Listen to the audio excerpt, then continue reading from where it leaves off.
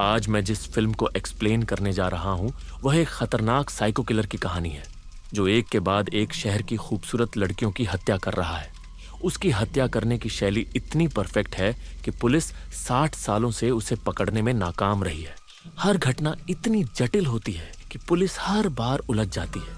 इस फिल्म का हर सीन एक नया मोड़ लाता है जो आपको अंत तक सोचने पर मजबूर कर देगा। जब भी लगेगा कि फिल्म खत्म हो गई, तभी एक और चौंकाने वाला ट्विस्ट आ जाएगा। कहानी की शुरुआत। हान नदी की बर्फ पिघलते ही पानी में एक महिला की सिर कटी लाश तैरती हुई मिलती है। उसका शरीर पूरी तरह से रक्तहीन है। पिछले 15 वर्षों से इसी पैटर्न पर हत्याएं हो रही हैं, लेकिन अपराधी अब भी तक पकड़ा नहीं गया है। पूरा शहर डर के साए में जी रहा है क्योंकि सीरियल किलर अब भी आजाद घूम रहा है। इसी दौरान शहर में आता है शाओ शुआई, छोटा शाह, जो पेशे से एक डॉक्टर है। शेयर बाजार में भारी कर्ज की वजह से वह मजबूर होकर इस शहर में काम करने आता है।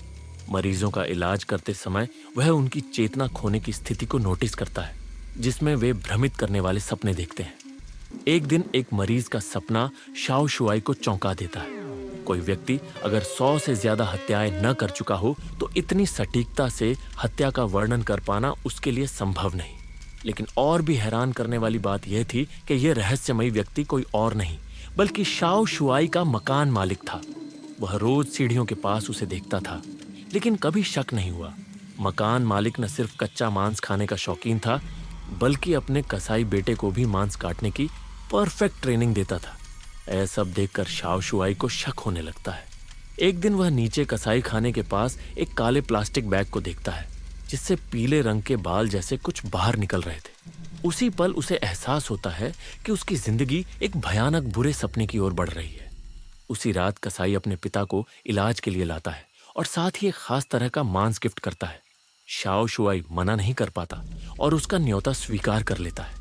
शराब पीते समय कसाई बताता है कि उसकी पूर्व पत्नी अचानक अपने बच्चे के साथ गायब हो गई थी। शाओ शुआई और कसाई साथ में शराब पीते हैं और उनकी स्थिति एक जैसी लगती है। लेकिन कसाई कोई बेरहम इंसान नहीं था, बल्कि वह बहुत ज्ञानी और प्राचीन दर्शन का अच्छा जानकार था। एक दिन शाओ शुआई की पूर्व पत्नी लौट आती है और बच्चे की जिम्मेदारी को लेकर दोनों में जोरदार बहस होती है। शोर सुनकर कसाई आता है और उसे एक नया कांच का खिड़की गिफ्ट करता है। धीरे धीरे शाओ शुआई उसे अपना दोस्त मानने लगता है। लेकिन एक रात जब वह फ्रिज खोलता है तो वही काला बैग देखता है। अब उसे रहा नहीं जाता और वह बैग खोल देता है। उसके अंदर एक इंसान का कटा हुआ सिर था। वह घबरा जाता है और पानी पीने के लिए जाता है। तभी बाथरूम से कुछ आवाजें आती हैं। जैसे ही वह अंदर जाता है, देखता है कि टाइल्स के ऊपर से खून बहकर उसके पैरों तक आ रहा है। डर के मारे वह चीखना चाहता है, लेकिन उसके गले से कोई आवाज नहीं निकलती। तभी वह देखता है कि 2 लोग चाकू तेज कर रहे हैं। एक बूढ़ा आदमी ठंडे दिमाग से एक मरे हुए व्यक्ति की टखनों की नसें काट रहा है और खून धीरे धीरे जमीन पर फैल रहा है और कसाई धीरे धीरे शाओ शुआई की तरफ बढ़ रहा है। अचानक दृश्य बदल जाता है। शाओ शुआई नींद से जाग उठता है। उसे एहसास होता है कि वह कभी घर लौटा ही नहीं। घबराहट अब भी पूरी तरह उतरी भी नहीं थी कि वह सिगरेट खरीदने के लिए नीचे जाता है और देखता है कि कसाई के बेटे को कुछ गुंडे पीट रहे हैं। शाओ शुआई और किसी झमेले में नहीं पड़ना चाहता, इसलिए चुपचाप खड़ा रहता है। लेकिन एक समस्या खत्म होते ही दूसरी समस्या उसके सामने आ खड़ी होती है। अस्पताल लौटने के बाद उसे पता चलता है कि उसकी असिस्टेंट पोडर सडाडी शाओ में चोरी छिपे दवाइयां चुरा कर बेच रही है। पहले तो वह उसे पकड़वाने की सोचता है, लेकिन शाओ में ऑर्डर की लाचार शक्ल देखकर उसका दिल पिघल जाता है। वह इस मामले को आगे नहीं बढ़ाता, लेकिन समझ जाता है कि यह अस्पताल अब उसके लिए सुरक्षित जगह नहीं है। वह सोचता है कि शायद घर जाकर स्थिति को समझना जरूरी है। लेकिन तभी उसकी नजर पड़ती है कि नीचे की मीट शॉप 3 दिनों के लिए बंद है। दुकान के सामने खड़ी गाड़ी से कोई अजीब सा तरल पदार्थ टपक रहा था। उसका कौतूहल उसे रोक नहीं पाता। वह अंदर जाकर देखता है कि कसाई मांस काट रहा है। सब कुछ सामान्य लगता है, लेकिन तभी उसकी नजर एक काले प्लास्टिक बैग पर जाती है, जिसमें से कुछ पीले बाल झांक रहे थे। डर के मारे वह धीरे धीरे पीछे हटने लगता है। तभी कसाई उसे पकड़ लेता है और कहता है कि उसने दुकान बंद कर रखी है क्योंकि उसकी पत्नी मायके गई हुई है, इसलिए काम करने वाले लोग नहीं हैं। लेकिन यह सुनकर आज शाओ शुआई पाराओ बयोन के मन में शक पैदा होता है। उसे याद आता है कि कसाई की पत्नी के बाल पीले रंग के थे। वह खुद को सामान्य बनाए रखता है, बातों का जवाब देता है और जल्दी से घर लौटकर दरवाजा बंद कर लेता है। तभी दरवाजे पर जोर जोर से दस्तक होती है। उसे लगता है कि शायद कसाई को कुछ पता चल गया है। घबराते हुए वह दरवाजा खोलता है और देखता है बाहर पुलिस खड़ी है। एक पल के लिए उसे राहत मिलती है, लेकिन अगले ही पल बुरी खबर आती है। उसकी पूर्व पत्नी रहस्यमय तरीके से लापता हो गई है। जांच में पता चलता है कि गायब होने से पहले आखिरी बार वह चाओ शुआई के लहू के साथ थी। अब वह खुद मुसीबत में फंस चुका है। किसी तरह पुलिस को उलझाकर वह उन्हें वापस भेज देता है, लेकिन कुछ देर बाद फिर से दरवाजे पर दस्तक होती है। भीतर डर बैठ जाता है। दरवाजा खोलने पर केटू को शाओ मेई खड़ी होती है। शाओ मेई को लगता है कि शायद चाओ शुआइला ने उसके चोरी करने की बात पुलिस को बता दी है, इसलिए वह गुस्से में आई है। चाओ शुआइन डाई उसे समझाने की कोशिश करता है कि पुलिस असल में उसकी पूर्व पत्नी की गुमशुदगी की जांच कर रही थी। यह सुनकर शाओ मेया तुरंत वहां से चली जाती है, लेकिन जाते समय चाओ शुआई देखता है कि कसाई उसे चुपचाप देख रहा है। अब उसे लगता है कि कसाई को रंगे हाथ पकड़ने का यही मौका है। वह जल्दी से उसके पीछे जाता है। एक टनल के अंदर से किसी के चीखने की आवाज आती है, लेकिन अचानक फिर से दृश्य बदल जाता है। वह फिर से अपने कमरे में जागता है। उसके सामने एक पुलिस अफसर खड़ा था, जिसने खुद को एक पुराने सीरियल किलर केस के जासूस के रूप में पेश किया। वो बताता है कि उसे शक है कि असली कातिल कसाई ही है, लेकिन कसाई इतनी चालाकी से सब कुछ करता है कि अब तक उसके खिलाफ कोई ठोस सबूत नहीं मिला। पुलिस अफसर, जिसका नाम शान लाओ लियांगा, गुप्त रूप से कसाई का पीछा कर रहा था, और इसी तरह वह आज अलाहाबाद शाओ शुआई की जान बचा पाया। शाओ शुआई अपने हाल के सभी अनुभव उसे बताता है। लाओ लियांग उसे कोई जल्दबाजी में कदम न उठाने की सलाह देता है, क्योंकि सिर्फ एक कटा हुआ सिर मिल जाने से किसी को कातिल साबित नहीं किया जा सकता। शाओ शुआई खुद को सामान्य रखने की कोशिश करता है और वापस अपने काम पर लौट जाता है। इस बीच चाओ मेन भी गायब हो चुकी थी। संभवतः उसे भी मार दिया गया। तभी उसका बेटे का फोन आता है। वह बताता है कि उसने अपनी नानी से झगड़ा कर लिया और घर छोड़कर अपने पिता को ढूंढने के लिए निकल पड़ा। अब वह चाओ शुआई पाई की बिल्डिंग के नीचे उसी मीट शॉप के सामने खड़ा है। चाओ शुआई घबरा जाता है और उसे तुरंत बस पकड़कर अस्पताल आने के लिए कहता है, लेकिन कुछ ही मिनटों बाद बेटे का फोन बंद हो जाता है। काफी देर बाद फिर से फोन बजता है। चाओ शुआई कॉल रिसीव करता है और फोन के दूसरी तरफ से एक जानी पहचानी लेकिन अजनबी आवाज सुनाई देती है। वह अब सहन नहीं कर पा रहा था, इसलिए वह तेजी से घर की ओर बढ़ गया। कसाई की दुकान अभी भी खुली थी, लेकिन अजीब बात यह थी कि उसके अपने घर की लाइट जल रही थी। वह तुरंत अपनी सर्जिकल चाकू निकालकर घर में घुस गया, लेकिन कुछ ही पलों बाद वह घबराकर कमरे से बाहर भागा। उसके हाथ खून से लथपथ थे।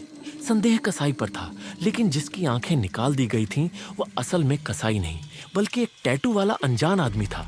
मामला और जटिल हो गया। शाओ शुआई अभी भी सदमे में था। तभी एक गाड़ी ने उसे टक्कर मार दी।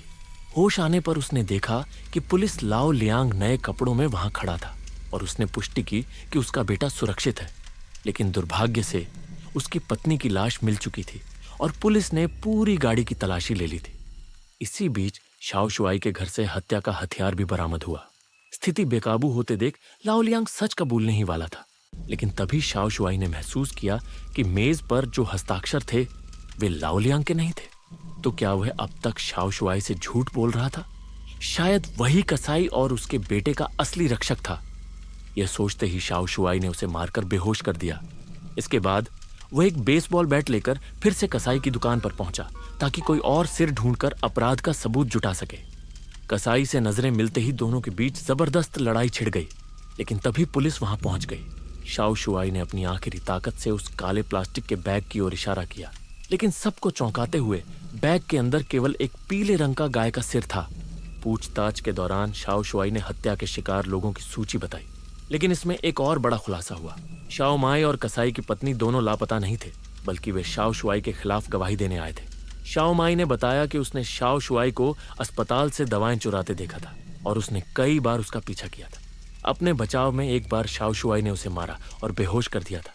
शाओ शुआई का सहकर्मी होने के कारण शाओ माई अब तक उससे नजरें नहीं मिला पा रहा था, इसलिए वह काम पर नहीं आता था। इसी बीच शाओ शुआई के बेटे के अपहरण के मामले में कसाई ने बताया कि उसने सिर्फ उसे रास्ता दिखाया था, लेकिन उसका बेटा भी दावा करता है कि उसने देखा था कि शाओ शुआई को गुंडों ने बुरी तरह पीटा था।